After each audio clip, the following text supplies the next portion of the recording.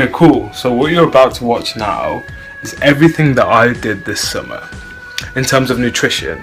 And now I'm at 95 kg, and when I started this summer, I was at 105 kg. So I want you to put your headphones in, and I want you to really pay attention to this, because this is going to make you think, and there's a bit of maths involved. So just to let you know, be prepared. Alright, so let's crack on. One thing that we know is that two different types of diets that we can be on, and that is a caloric surplus, where we are gaining weight, or a caloric deficit, where we are losing weight. Now what we're going to do is we're going to aim for a caloric deficit, because we want to lose that weight. Another thing that we can be on is a caloric maintenance, and that is when we're basically staying the same, nothing's happening, and we're just hitting our calories for us to lose, not to lose or to gain weight. Now, one thing I want to emphasize is on something called a BMR. And what a BMR is, it's known as a basal metabolic rate. And the basal metabolic rate is your maintenance calories if you were to do nothing at all. This is the amount of calories that your body needs for your organs to function. To calculate your BMR, we use something known as the Harris and Benedict equation. This equation takes into account your height, your weight, and your age. So the equation goes 66.5 plus 3.75 times your body weight plus 5.003 times your height in centimeters minus 6.755 times your age. Now what that will give us is our basal metabolic rate. So once we have our BMR, then what we do is we times it by the amount of exercise that we do, and that gives our maintenance calories. So for example, if we're doing light exercise, we times it by 1.375. If we're doing moderate exercise, then we times it by 1.55. And if we're an elite athlete and we're doing a ridiculous amount of exercise, then we times it by 1.9. Now the thing is, ever since I was younger, I was always told that 2,500 calories is your maintenance, and for a woman, 2,000 calories is your maintenance. Now the question is, how accurate is that? So instead of doing this, I took some background reading and some research on the average English male. Now the English male is because I live in England and we're going to use the English male. So the average English male is 83 kilograms of weight, and his height is 5'10". And the age that I'm going to use for both female and male is 25. Now what happened was, his BMR was 1,911 calories. That's almost a 600 calorie difference. Now I've got a friend who walked 12 miles, she burned 800 calories. Let's be honest, if you're doing an average job that doesn't require that much physical exercise, then you are not burning 600 calories. So how reliable is this information? Not really. 2,500 calories your maintenance? Probably not. For an average English female, it was 69 kilograms of body weight, and her height was 5'3". Again, her age was 25, so her BMR ended up being 1,495. Again, almost a 500 calorie difference. Are you burning 500 calories working behind a desk? Probably not. Okay, cool. So the diet that we're going to go on is if it fits your macros. Now what is if it fits your macros? If it fits your macros is you get a set amount of macronutrients within the day, a set amount of protein, carbs and fat, and you try and target this. The reason that I followed this diet is because it was so much more comfortable than other diets. For example, you have your other diets such as your ketosis diet, where you're having no carbs whatsoever to cut back and tax your fat stores. And you're having things such as eating broccoli, tuna, pasta, white rice constantly throughout the day. It's not comfortable, is it? It's not something you enjoy. It's not something you're happy with, and it doesn't become a lifestyle, as opposed to if it fits your macros, which does, because you can run this along with life. You can enjoy the things that you enjoy and not have to worry about eating them. If you want to enjoy some chocolate, then go for it. Enjoy your chocolate. Chocolate has carbohydrates within them. Take that away from the carbohydrate store and you can eat that chocolate.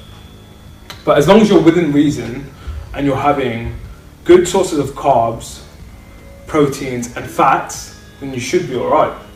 Now the thing with if it fits your macros, it's actually calculating your macros in the first place. And now the way we do that is through the fundamentals of nutrition. And the way we do this is through the Harrison-Benedict equation, which I explained earlier on. Now, I'm going to do this for myself and you guys can follow along. So I'm going to use my weight, my height and my age. I am currently 95 kilograms, 21 years old, and also I'm 170 centimeters in height, which is 5'7". Short lad, yes I know. Now, going into the fundamentals of nutrition, you need to know certain things, such as how many calories are in 1 gram of carbohydrate, how many calories are in 1 gram of protein, how many calories are in 1 gram of fat.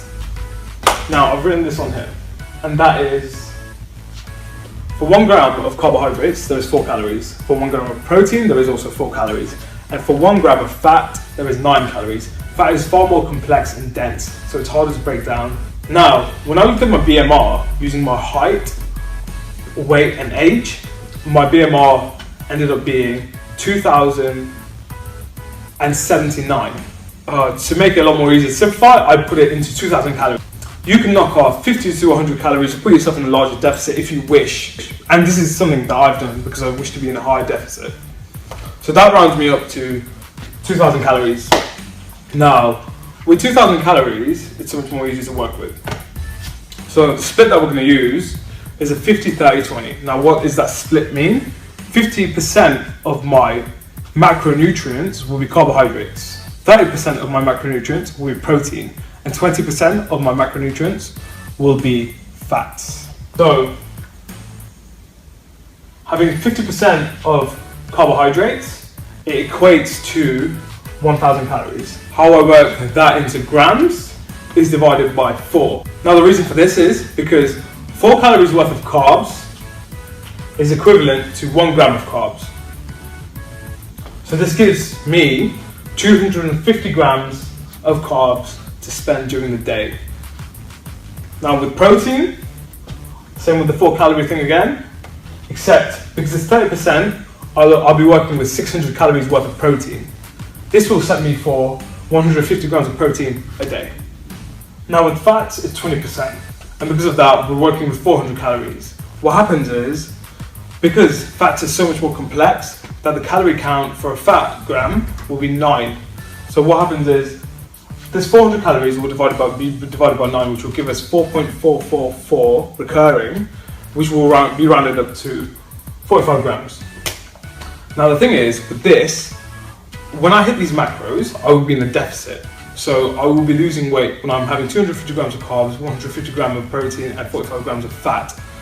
But to increase my deficit, I do physical exercise. And that could be by running, weight training, jogging, whatever it is. What happens, and this makes me lose even more weight.